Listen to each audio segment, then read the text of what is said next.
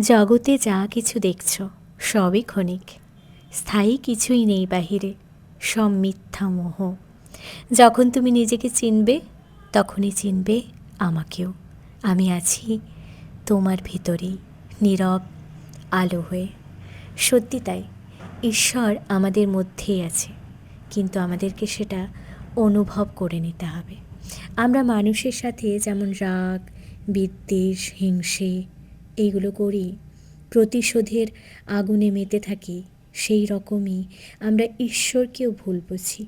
যখন আমাদের সাথে ভালো কিছু হয়, মানে আনএক্সপেক্টেড কিছু হয়ে যায়, যেটা ভাবিও নি সেটা হয়ে যায়, তখন খুব আনন্দ পাই, ঈশ্বরকে অনেক ধন্যবাদ জানাই। কিন্তু যখন আমরা কষ্ট পাই, আঘাত পাই, তখন আবার ঈশ্বরকে ভুল বুঝতেও ছাড়ি না। কেন করলো আমার সাথে ঈশ্বর এটা? ঈশ্বর নিশ্চয়ই নেই, ঈশ্বর বলে কিছু হয়ই না। কিন্তু এরকম না ভেবে তখনও ভাববে আমি যে কষ্টটা পেলাম সেটা ভালোর জন্যই পেয়েছি। হয়তো ঈশ্বর আমাকে অন্য কিছু দেবে, আরও ভালো কিছু দেবে, আরও ভালো কিছু সুখের মুহূর্ত এনে দেবে, তার জন্য কষ্টটা দিয়েছে। আর সব থেকে বড় কথা হলো, কষ্ট দুঃখ এগুলো আপ অ্যান্ড ডাউন জীবনে আসবেই, সব মেনে নেবে।